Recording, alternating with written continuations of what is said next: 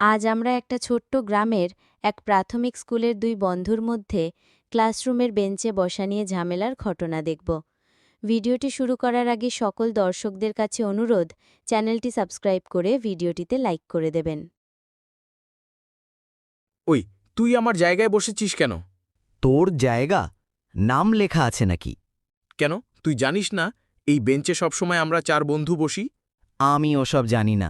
আমি আগে এসেছি, তাই আমি বসেছি। আগে এসেছিস তো কি হয়েছে? এটা আমাদের বেঞ্চ, সরে যা বলছি না হলে। না হলে তুই কি করবি? আমি যা করব সেটা তুই ভাবতেও পারবি না।